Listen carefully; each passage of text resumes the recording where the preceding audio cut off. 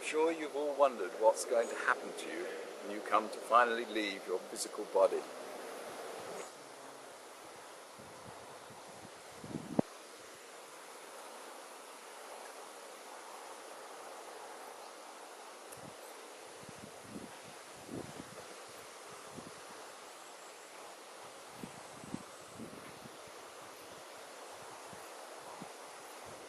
The following is a video clip of an interview with Dr. Elizabeth Kubler-Ross, one of the early researchers into the near-death experience, or NDE. It has a lot to say about this moment of transition that takes place when we finally come to leave the physical body. It is taken from a longer-length video called Visions of Hope. The interviewer on this video is Tony Adams. Psychiatrist Elizabeth Kubler-Ross, internationally known for her pioneering work on death and dying, has heard the first-hand accounts of many of her patients and has herself had a near-death experience. Well, I've collected near-death experiences for many, many, many years, long before Moody's book came out and long before it was published, and very familiar words like near-death experience or out-of-body experience. And it was beautiful, and I knew that this is a reality. But to me, it's a big difference between believing 20,000 cases that you can repeat anywhere if you really want to, and between actually having the experience myself and knowing.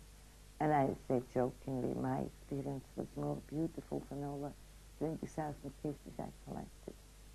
Once you have been in this light and seen this light and experienced this light at the end of the tunnel, symbolically speaking, it's such peace and such love that when you come back, it changes all your values, it changes the quality of your life, and they can hang you on your toenails and you still know that death does not really exist. It's just a transformation into a different form of life.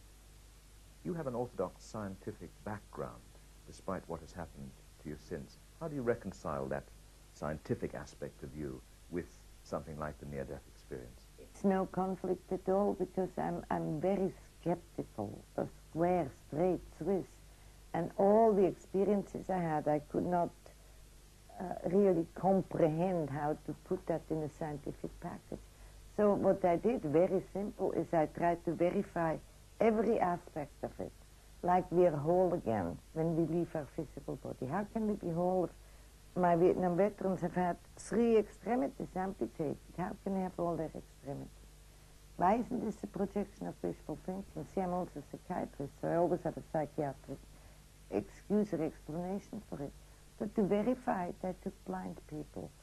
Blind people with very critical criteria. They had to be blind for 10 years or more without light perception. I mean, really scientific. Very difficult to find cases, but I found a few cases of totally blind people who had a near-death experience, and I asked them what they saw at the moment of this near-death experience. They were able to tell me that you wear a black and white plaid, or I don't know what you call that, jacket, and the red sweatshirt and the white blouse, what kind of frames, eyeglasses you have, what kind of ring I have. Blind people can't do that. I know this is not possible. And my scientific colleagues say, oh, this is oxygen deprivation. And you know what I say to that. You can, every step of their experiences, you can verify, if you are open and want to. See, my belief is that we are not here to convince other people.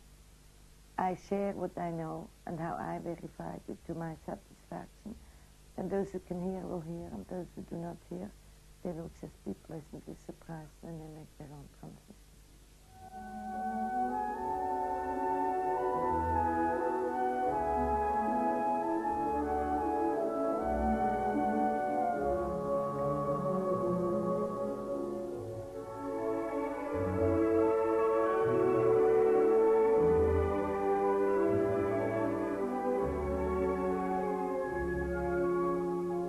The growing volume of research on the NDE seems to indicate that for those who've been close to it, death no longer holds any fear. For most, it's come to mean merely change. Like the 4 seasons, change through the cycles of creation, change and continuity. As autumn holds the promise of rebirth in the spring, for those who have this experience, bodily death holds a similar promise. Universally, these glimpses seem to confirm man's greatest hope, that death is merely the shedding of the physical body, to allow the essential self to continue towards some other reality. By all accounts, a reality that is safe and loving, even though not quite within our comprehension.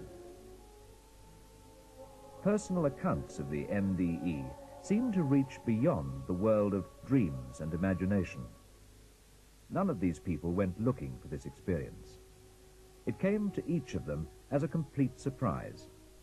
But in every case, it was transformative, giving the person a wider vision of humanity, of life as well as death. If you would like to have details of the full video, please contact the Spirit Release Forum, www.spiritrelease.org. That's www.spiritrelease.org.